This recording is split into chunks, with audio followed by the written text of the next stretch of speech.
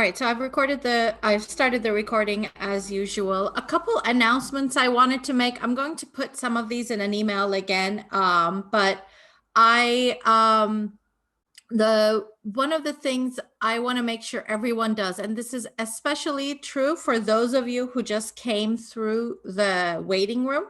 That means that somehow you're still not logging in with your University of Edinburgh account, so you get stuck in the waiting room. Now, it's not the end of the world for me. There is a security concern about that, but of all of the things I'm going to worry about, that's not going to be the first thing in my mind. What I worry about for tomorrow's workshop is that people are able to start working with their team as quickly as possible. And when I am helping out another team, I don't see if somebody's in the wait room. There's just like no way of that. Zoom doesn't allow you to do that.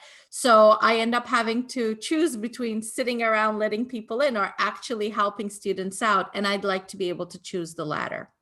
You might be thinking, I know I've signed in from my University of Edinburgh account. Why is this happening? My one guess is that you might be using the web application as opposed to like the web Zoom as opposed to downloading the application. So before tomorrow, make sure you download the Zoom application and launch it from your computer as opposed to going to the website to log in. Okay, try that.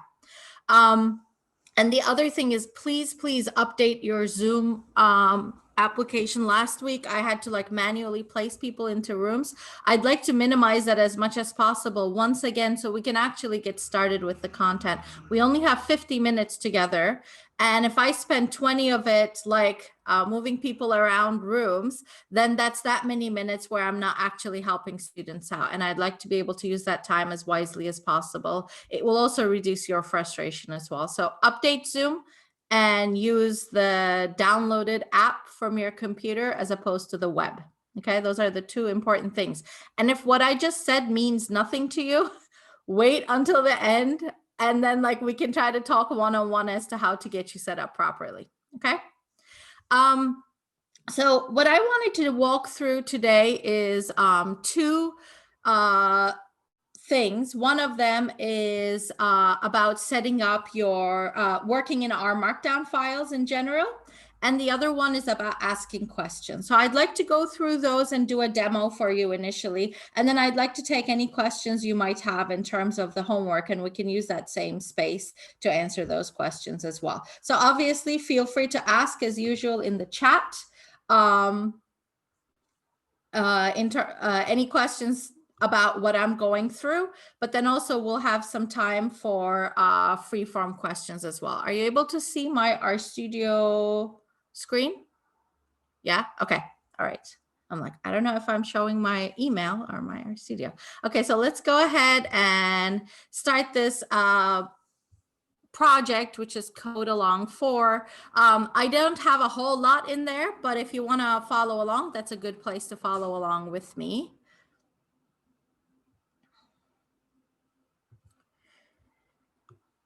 So let's do this. Just a second.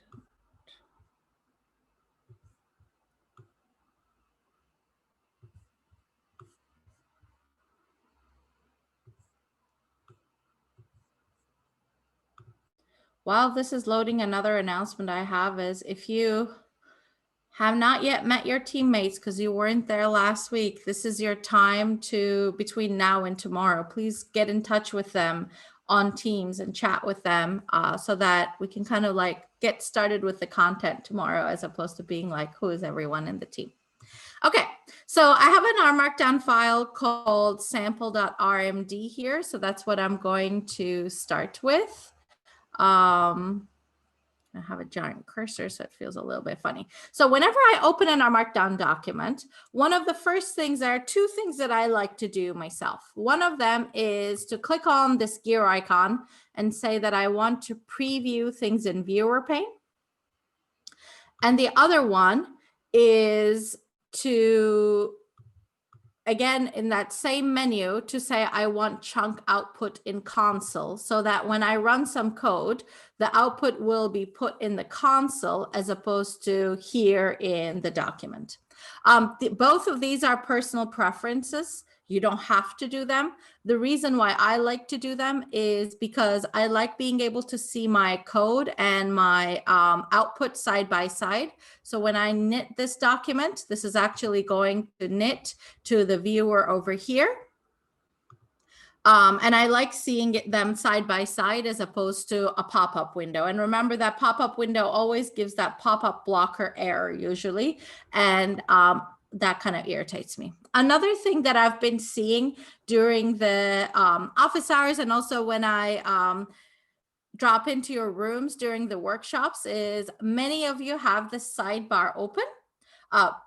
And many of you work on small laptop screens. So you already have a very little space to be working in our studio. And then when you have this open as well, you're losing some space. So you can click on the little pin button here, and then it turns into an X and you can get rid of it. And if you ever need to get back to it, you can always click on these 3 lines. Does anyone know what those 3 lines are called?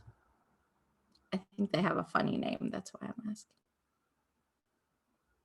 Yes, they're called the hamburger menu. Yeah. And then one other thing I learned recently is that, sometimes it's like 4 boxes for some icons. Those are called the bento box menu, apparently. Anyway, yeah, so you can click on the hamburger menu to bring it back out. Okay. So I have our Markdown document here, and I have my output on the side. So the first thing I want to talk about is showing and hiding code, messages, and warnings. And I'm going to start with the messages first. So one of the things that is both good and sometimes a little, I don't know, a little much about the tidyverse is that so that my headphones stopped working.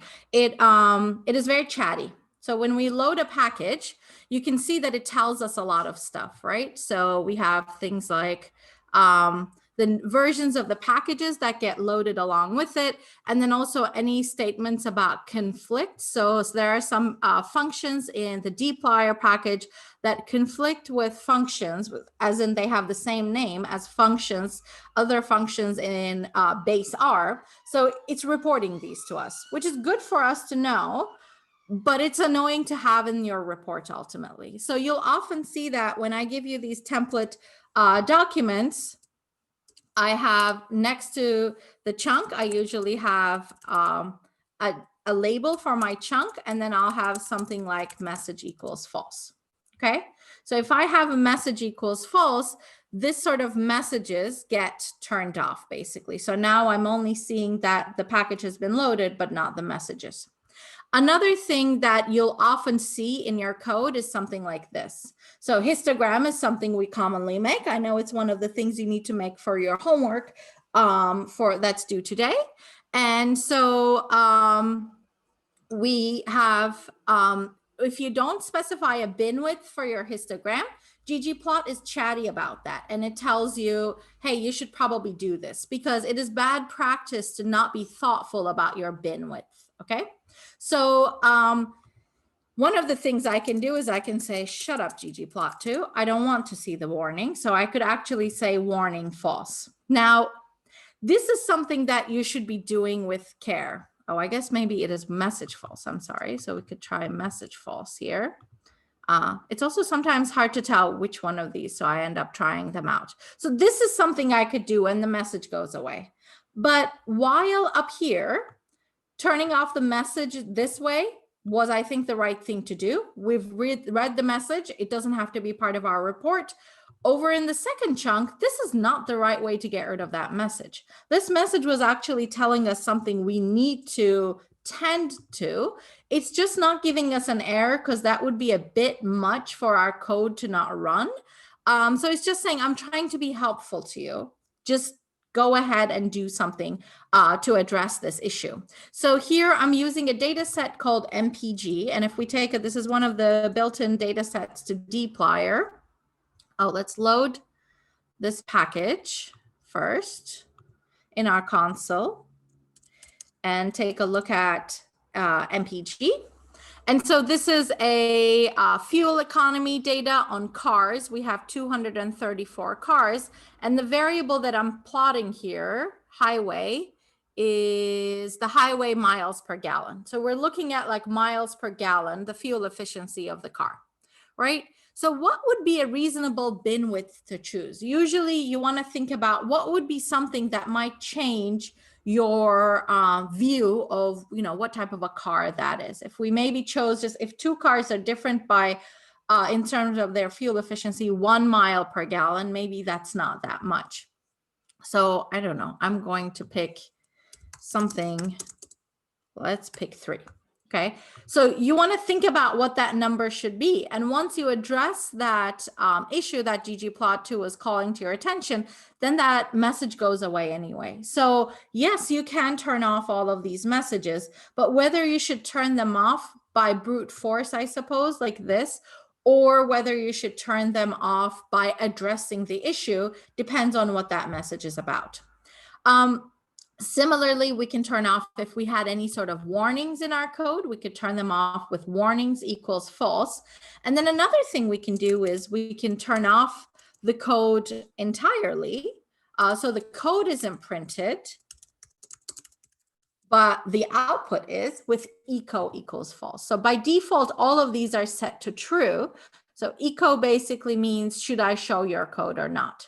So if you have some narrative in your document and the person who your document is intended for doesn't want to see your code, which is not true for your homework assignments here, but for your project, we're going to ask you to be doing this. You can turn off your code chunks this way. I think the ones that you're probably going to use most regularly is going to be message equals false. And oftentimes I'll give that to you because I often have the package loading in your assignments, but you might have other packages that you choose to use where you decide to do that yourself. Okay? Any questions about these chunk options? Now, if you wanted to see, okay, I wonder what are all of the things I can do in terms of chunk options. There are a lot of chunk options, and I'll be the first one to admit that I don't know all of them off the top of my head, just because you only use them when you need them, which also means that for the purposes of this class, chances are you're not going to need a whole lot of them.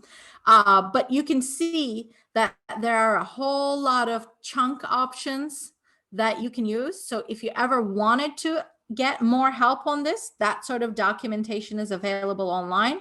But the things that we're going to be using is whether we want to turn off messages and warnings. And then the next thing that we're going to use is about figure sizing. That's what I'm going to talk about next.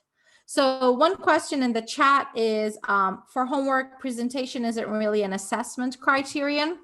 I wouldn't put it that way. What I wanted to say in terms of your homework is that we do want to see your code. Now, your code should be presented well, but we do want to see your code because that's part of your assessment, versus for a different audience where maybe they're only interested in your results and not your code, you could turn them off. So to me, well-organized code would not be something that contributes to a bad presentation, but a bad code would. All right, so let's now talk about sizing of plots. So in the second example here, I have the same visualization, except I'm faceting by the manufacturer. Let's make this, I forgot to make my font sizes a little bit bigger. So let's go ahead and do that. Okay, so if we scroll down, there are lots of manufacturers, as you can see, and actually those plots are probably there, but we can barely see them, right? Because they're so squished. The reason for that is that by default, our Markdown document uses a particular figure size. So I'm going to first use this bin width here so I can get rid of that message and I can focus on what I want to do. Now, if I click on over here,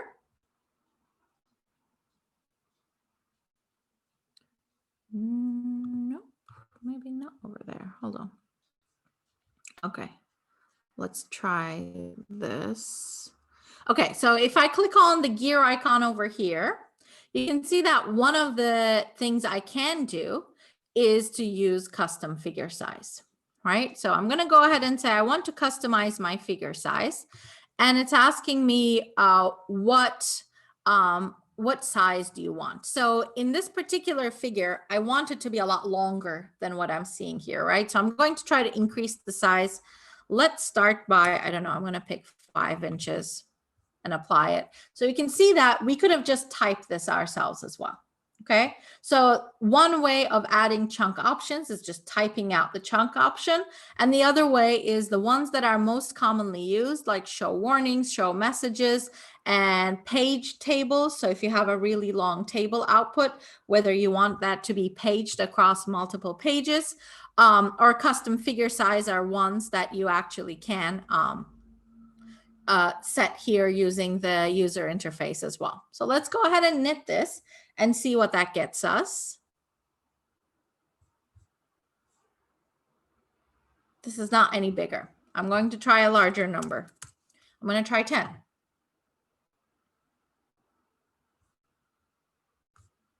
So now I can actually see those histograms, right? Now, whether this is the best visualization to make is kind of beside the point, but you very well might want to look at the distribution of fuel efficiency per manufacturer. And because by default, that figure size is smaller than what we need, everything is so collapsed and we're not able to see anything. So I can actually play around with this until I get to something I feel like is a good figure size for me. And so this is starting to look a lot better, right? So you want to play around with your figure sizes. Most of the time, you may be able to just be okay with the default figure size, because most of the time you're making a single figure, and the default figure size is pretty good for that. But when we have these facets, especially when our figures are growing either on the width or on the height, we want to be able to tend to that. There are 2 reasons why I wanted to show this to you. One of them is generally this is good information. And the other one is I was writing up the key for your homework today, and I was like, oh, there's a lot of faceting or like a lot of neighborhood listing or whatever going on. So I want to make sure that you guys are aware these are things that you have control over. So when we go back to the question from earlier as to is presentation an assessment criterion? Yes, in this case, it would be. If your homework question was this particular question and you had the right answer, if you will, in terms of the code, even if this was 100% the correct code, if this is what you turned in as your output, you wouldn't be getting full credit for that. You can imagine similarly, we can play around with the figure width as well. So we can change this. There are other options. You can say, okay, I want to left align it or right align it or center it. Much of this, in my opinion, especially for your homework, is not is not required. Oftentimes just the defaults will be fine, but the height and the width are things that you may need to play with, simply because if you don't, what you're turning in is not really what you intended to turn in. Any questions about this?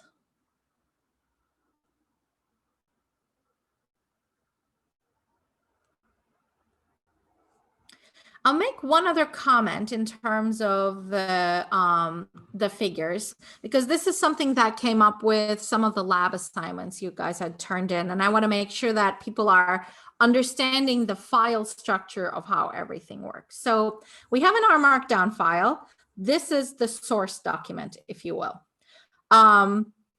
So this is where you write your code, and the Markdown file, that's the output, is what this viewer is showing you as you're working on things. So in your instructions, I always say, when you're committing things to Git, you want to make sure that you commit everything. You're not currently seeing a Git tab here because I didn't start this project with a Git repository. So there's no Git being used for this particular project now.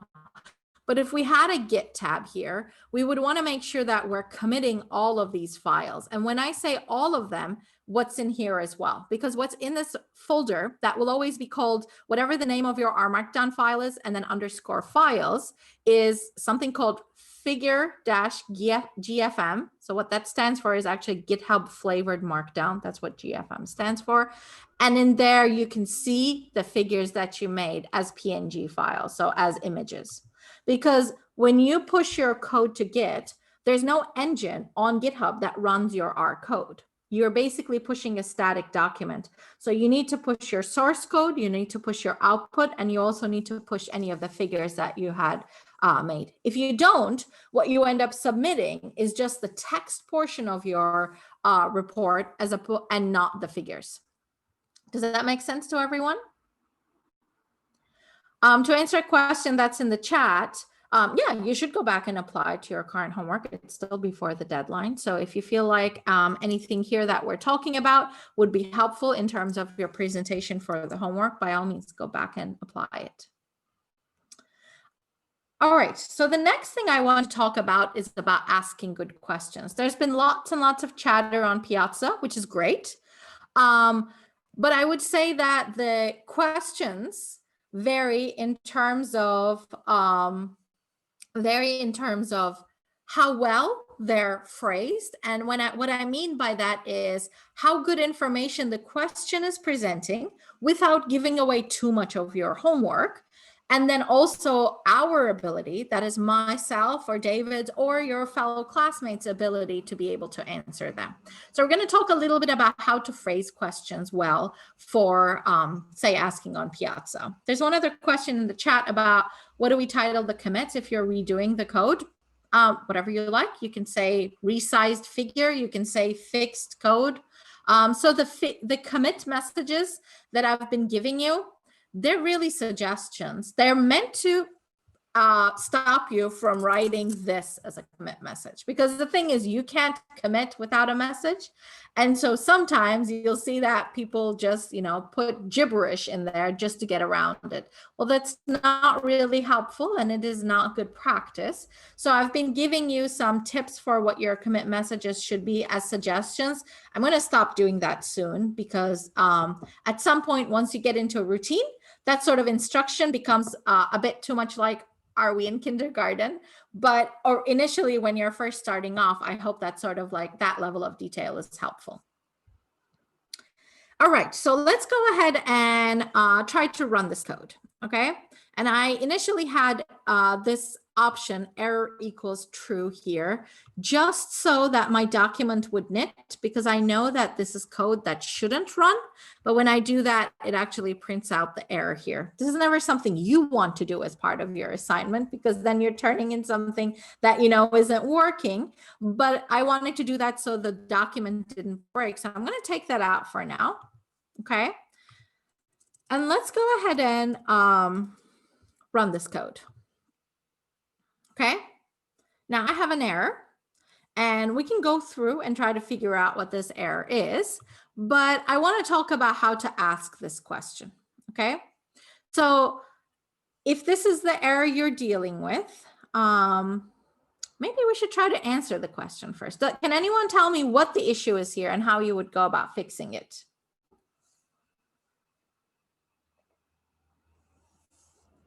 Can you tell what the issue is?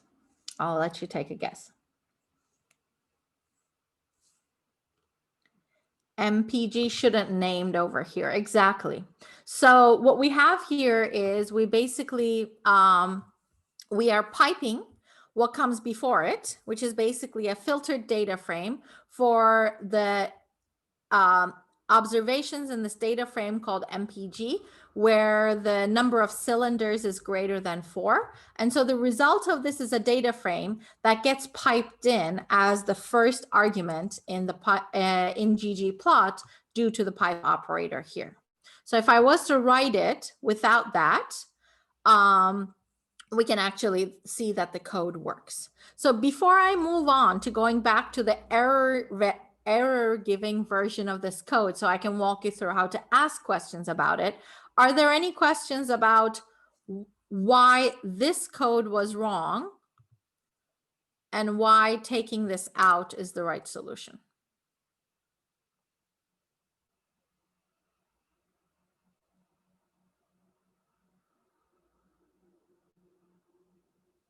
Okay. A tip I was given at some point when I was chairing a session at a conference is that you should count to 7 to see if people have questions. So that's usually what I do when I say, do you have questions? Right. If we put MPG again, it uses that instead of what we did before. And actually what it does is putting MPG here is similar to saying, I have also put this here because everything that came before it was also placed in here. So putting MPG is similar to writing this sort of code. I have the data frame, and then I have the data frame, and then I have the aesthetic mapping. And it's saying mapping should be created with the aesthetic function because it's expecting that AES here in the second place as opposed to the third place. So I'm going to go back to the code that gave us the error. And there was one question from earlier about Eval False. So let's answer that as well. So what Eval False does is it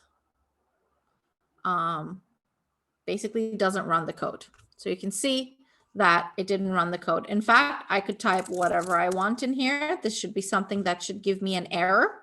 But if I do eval equals false, it will happily print it out for me because it's not actually running it as code. That's what eval false does. Okay. So I have this as something that's giving me trouble, and I want to post this on Piazza as a question. A few things you shouldn't do. Number one,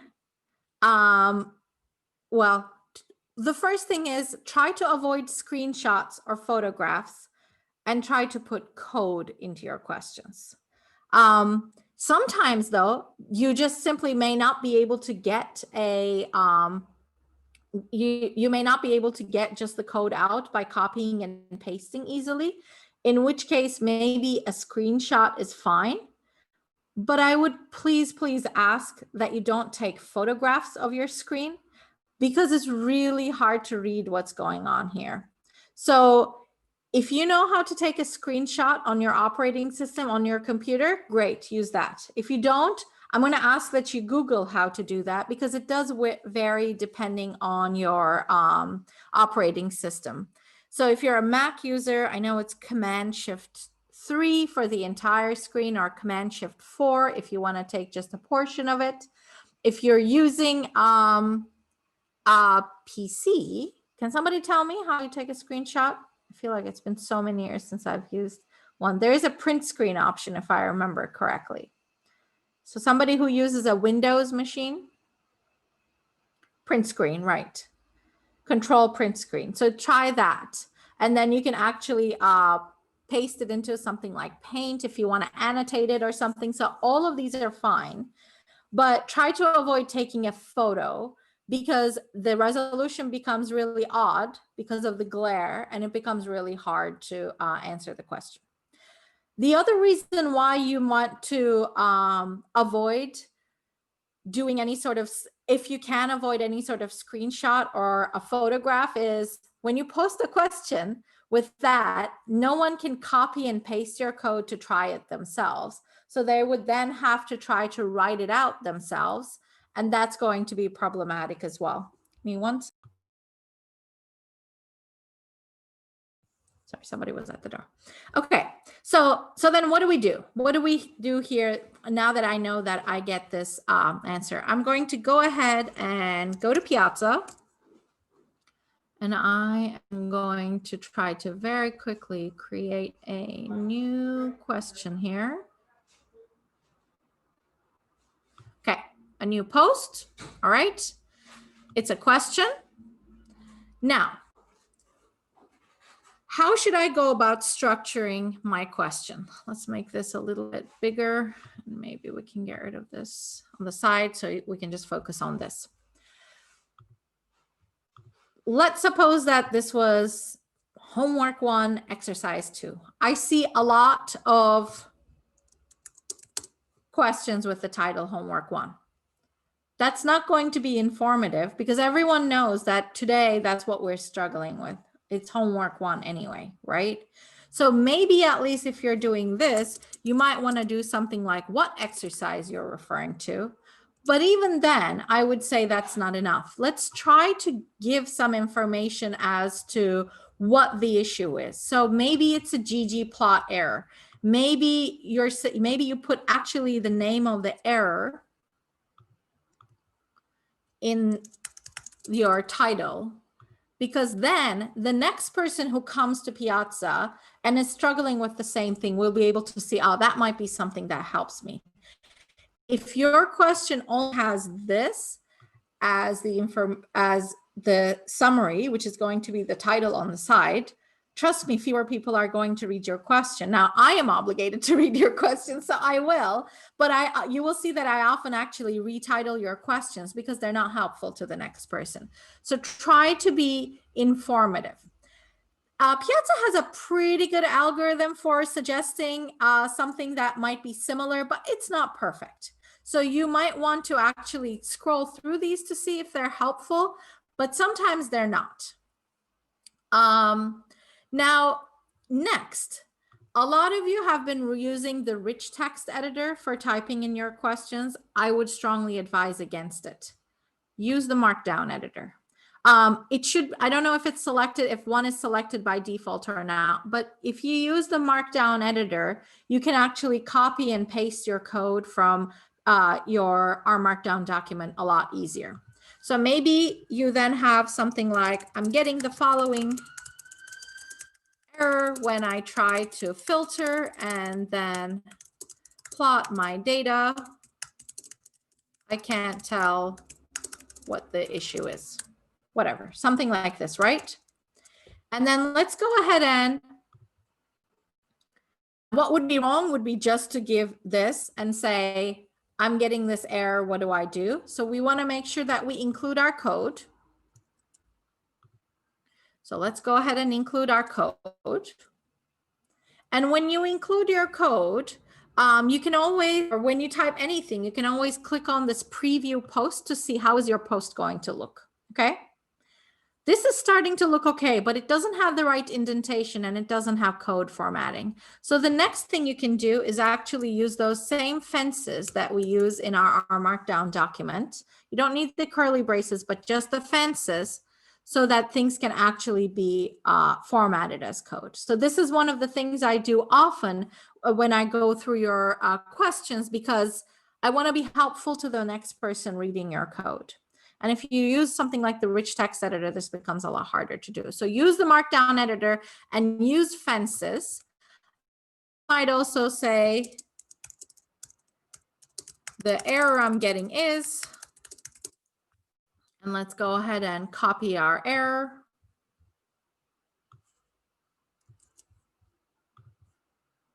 And then you can also do kind of inline formatting with those backticks.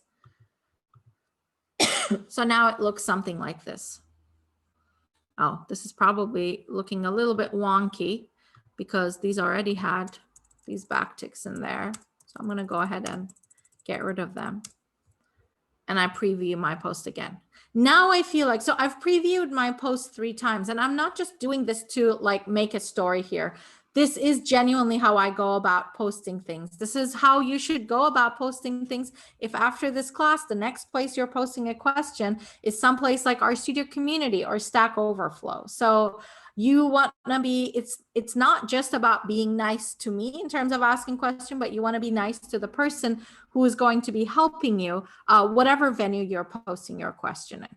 So now once we have this, now I feel like I actually can get everything that I need out of this in order to run your code. Maybe the one other thing I would add is, in order for this code to be reproducible for somebody else, what else do we need? We actually need this as well. So you want to get your code as reproducible as possible. So when somebody comes to your question and they're like, well, let me just run their code and see what happens, they have everything they need.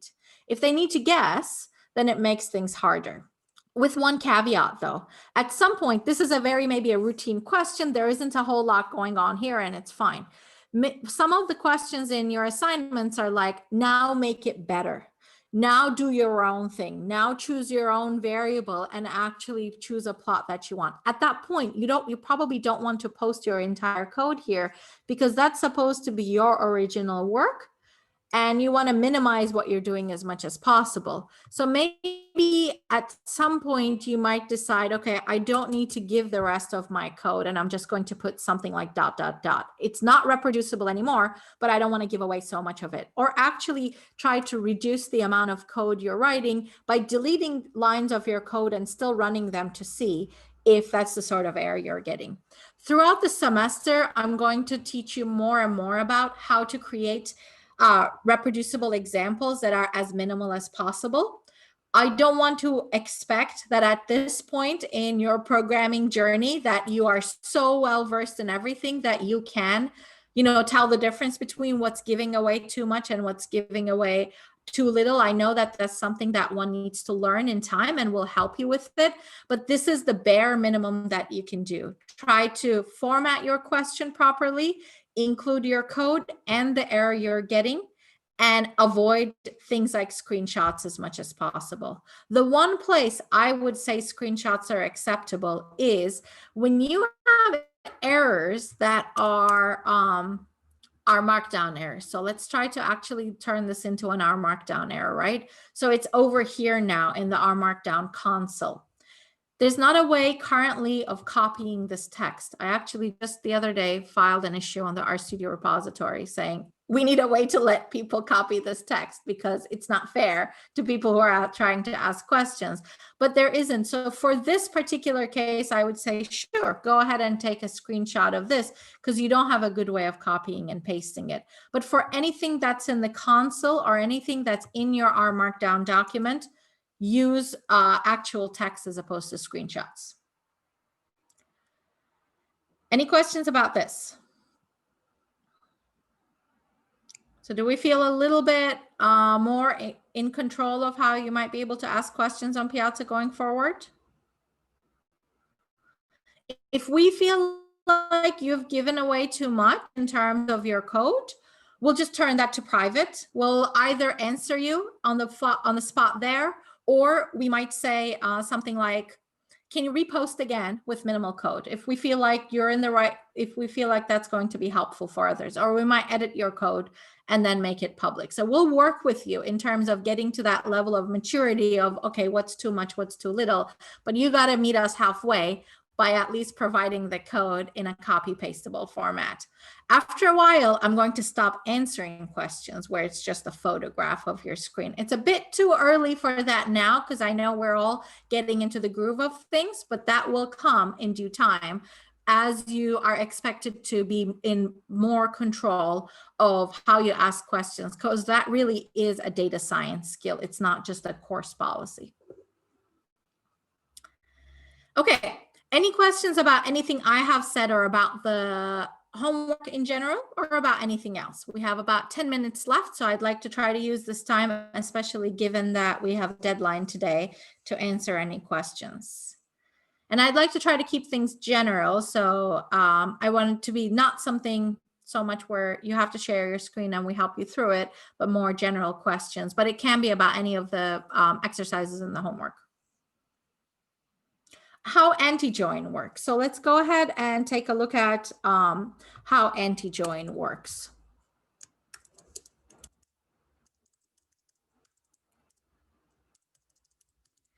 So I'm going to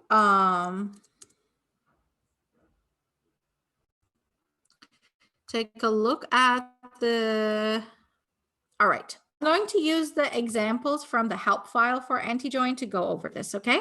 So there is a data set that comes with dplyr called band members. And so this is what the data set looks like. We have the names of band members and then the bands that they are in. So Mick Jagger is in the Stones and John and Paul are in Beatles, right? And we also have another data frame called band instruments. And this is basically what some of these people, they're not all the same people, Band members were Mick, John, and Paul, and band instruments are John, Paul, and Keith, where we have the instrument that they play. So when we do an anti-join between the two of these, so let's go ahead and insert this here and go ahead and run this code. Let's take a look at what we get as a result. So anti-join is similar to a subtraction, if you will. So we started with the band members, and we're looking to see which of the band members are not in band instruments. So John is in the band instruments, and Paul is also in the band instruments. So anti-join is telling me who is in band members, but not in band instruments. And that happens to be Mick. And I also get the other variable that was in the band members data frame along with it. Does that make sense? Oh, so how does it know which column to evaluate this by? It knows by the same, it looks to see which columns have the same name. So this is equivalent to saying by equals name, okay? And in fact, it tells you by which variable it's joining by, and it says that that's the name. It happens to be the only variable that's common between the two. If we had multiple variables that's common between the two, or no variables that's common between the two, we would need to specify it like this. That's the example I went through, the second example I went through in the joins video. But when there's only one variable that's common between the two, it knows to join by then. And so, right. So if the variables are named differently, that's what I was saying. That's the example that we went through in the video. Then we actually would have to name it. So let's go ahead and do that. Okay. So for the band members, I'm going to say, let's rename such that, we have this. Okay. So my band members now has, the word name in capital letters, but my band instruments has it in small letters, right? So if I try to do this, it says we don't, by must be supplied when X and Y have no common variables, because currently these two have no common variables. So how do we go about supplying it? Let's go ahead and take a look at the by argument here. And so we would say by, and then in create a vector, the first data frame has the word name, and then it says to use an equal sign, and the second one has the word name. So now it actually has joined by that. I think that answers your last question, Stella. Let me know if it does not. All right. I'm going to answer next Nabil's question because it's somewhat relevant to what we have here. And then I'm going to scroll up and see what else was related to this. So how do we read the documentation? So this was another thing we kind of went through earlier on in the course, but this is a good time to review it again. Here's how I read documentation. I open up the documentation and I read first the name, because that's usually informative, like the title. Then I read the description, because that's going to tell me exactly what it does. And then I just scroll down all the way down and I start looking at the examples. I will run the examples and I'll try to work my way through the examples to see, do I understand what's happening? This is giving me an error right now because I wrote over the band members data set. Okay. So I would then try the examples, and then if that's still not enough, I will then take a look at the arguments, because this is where it tells me how to use each of the arguments. And then I'll try to see, is one of these what I want? And if I decide that it's what I want, then I usually go back to the examples again to see, okay, how was that particular argument used? Let me know, let me see if I understand it. Very rarely do I end up reading the methods or the details section just to help me with using the function. If I was improving upon the function, if I was writing my own functions or developing more functions, then absolutely I would be reading those as well. But oftentimes if what you're trying to do is like, I know this is the function I need to use, but I want to know how to use it, or I'm looking through a few function documentation to see which one I should be using. In that case, I would say that starting with the title, then the description, and then the examples, and in conjunction with that, the arguments is probably what you want to be looking at. There's one other question about this. Would the opposite be, let's see, Keith? So let's go ahead and do that. So how about we, I'm going to actually say, remove this data frame because I overrode it. And then let's load the dplyr package again. And then let's see if I was able to get to, yep. So we're back to where we started. So I'm going to get rid of this renaming business and go back to the initial example that we had. So now let's go ahead and work through this one more time to see what would the reverse be. So this time I want to do band instruments and anti-join it to band members. So it should be who is in instruments but not in members. And in fact, that would be Keith. Okay, now let me scroll up to see. How do we change the title of the facets? So do you mean, if you mean what the facets are showing, so let's take a look at one that has facets over here. So let's say I wanted to make this Audi, Chevrolet, or whatever, maybe capital letters. The way I would go about changing them would be I think the most straightforward way of doing it is to change them in your data. So the way I would go about doing that is I would say, start with the MPG variable and then mutate the manufacturer column. And I'm going to change just one of them. So I'll use if else. If manufacturer is equal to Audi, make it Audi, otherwise leave it alone. And let's pipe this into the ggplot call. And so now you can see that I was able to change that Audi. If I really did want to change each one of these, I could write a case when statement that's like, that's going to be many conditions, or I could do something a little bit smarter maybe and say, because what I was trying to do in this particular case is just make them capital letters to begin with. I think there is a function called, this is not necessarily something I would expect you to know off the top of your head, but oftentimes when you have to do something so manual, you might want to check to see if there's an easier way. So this basically converts everything to title case, which means makes the first letters capital. So then I didn't have to write them. But ultimately, the answer to that question is mutate the data and then whatever you want for those labels. And then that's what they're used in the legend labels. All right, let's see what else. So we are out of time in the sense that it's noon. I'm going to go through and answer these questions, but let's try to minimize new ones coming in. But if anybody has to leave, obviously feel free to do so. Otherwise, I'm going to go through and try to answer the remaining ones quickly. Do I prefer Viridis D? So do I prefer the Viridis scale?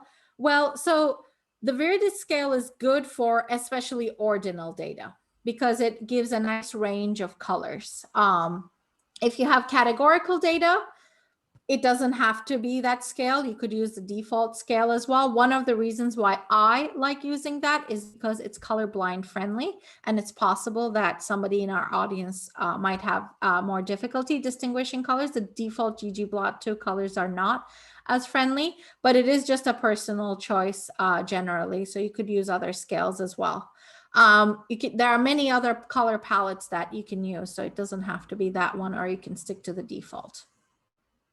when using the janitor function, do you have to load a specific package? Yes. So janitor is the name of the package. Clean names is the function that I showed you in the course videos. So you have to load the janitor package for it. Installing DS Box. So the DS Box package is not on CRAN. It is only available on GitHub. So you would be installing it with install GitHub. And then this is the that it lives in, and the name of the package is DSBox. So I'm going to put this in the chat, but I've also said this somewhere on Piazza as well. So that's how you would be able to install it, as opposed to just with install.packages. We answered those. How should we describe the density ridges? They all follow a very similar trend. If they all follow a very similar trend, then I would describe one of them. So in terms of shape, center, spread, skew, and then you might say they're all very similar, but then you should also say, what does that mean in terms of this data? What does it mean for those shapes to be very similar in terms of Airbnb prices in various neighborhoods in Edinburgh? Could you say things like one is much cheaper than other, or would you say they're all roughly very similar? So you want to ultimately put that in context of your data as well. Question 7 on the quiz. I'm gonna need, so Artemis, if you can follow up with which quiz, because that'll determine whether I can answer it today or next week. Is it available to make changes on the Markdown file? Never touch the Markdown file, only the R Markdown file. I think that's the question you're asking, Dre, but if not, follow up, please. You should never be touching your MD file, only your R Markdown file. In fact, when we're grading, we reknit your R Markdown file to make sure things are reproducible. We want you to submit the Markdown as well, so you know what we're seeing ultimately, but you should not be touching that because that's not a reproducible action. How can I regain variables that have been excluded before the pipeline? Well, so Alina, the question is, you can't regain that variable. I think what's happening is you're already summarizing your data, and therefore that variable is going away. If you need that variable later, then summary is not what you should have done. If you want to plot what you have already summarized, then you have it already. So it is not that there's a way to regain a variable. If that variable has gone away, then it means that your and you believe that you need it for your visualization, then it means you did something wrong in your pipeline earlier. If summarization is indeed what you wanted to do, then in your visualization, you shouldn't be using that variable. So it is not like a happenstance. It's happening for a principled reason, and there's a reason why those go away. If you find the medians of neighborhoods, the raw data goes away because now all you have is the medians. Are we supposed to see any grades so far? No, as I said, to expect a 2-week turnaround on grades. I can post the quiz grades, but you all know what you got on your quizzes because you get to see as you go whether you got it right or wrong.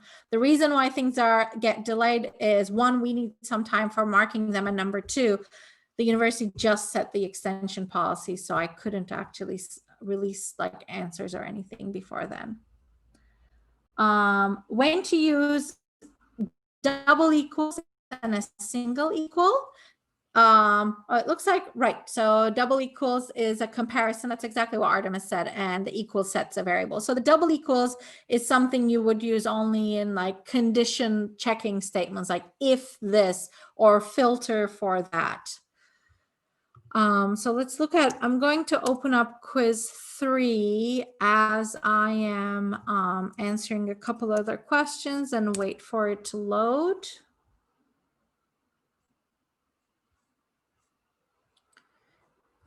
That's maybe this one. Yes, of course, you can change anything in your R Markdown document however many times you want. There's no expectation that anything is going to be perfect the first go around. You can make many more commits than what I had suggested, as we basically look at what you have by the end of the deadline. Okay, so let's take a look at quiz 3. Is this the right thing I'm looking at? Is quiz 3 the one that's due this weekend? Yes, well, then I can't answer right now. Sorry, I'm just like, I can answer it some other time, but I can't answer it right now. Okay. How can I mutate time like between 2 o'clock and 5 o'clock and give it a name? So how about a case when statement where you're looking to see, so there is a function called between. So you could use that. So dplyr has a function called between, so you could use that. Another thing you can do is you could say hour is greater than or equal to 2, and obviously the variable name might not be hour, but hour is less than or equal to 5, for example. So both of those would be fine. So what I would say is, let me leave this at a hint at this level, that you can either use the between function or you can write a conditional statement that has an and in the middle. Oh, this should not be this should be an equal here. And then if you want to follow up with actual code, that would be a good Piazza question. Can a graph be right skewed, I think is what you meant. If there's another small peak beside the main one, absolutely, it can be. So those like kind of local modes, if you will, do not necessarily have to change the overall shape of the graph. So a graph can be multimodal and right skewed, or if those other ones are really tiny, then it may not even be worth mentioning them if there's one giant prominent peak. So number of peaks and skewness are two separate things when we're talking about shape.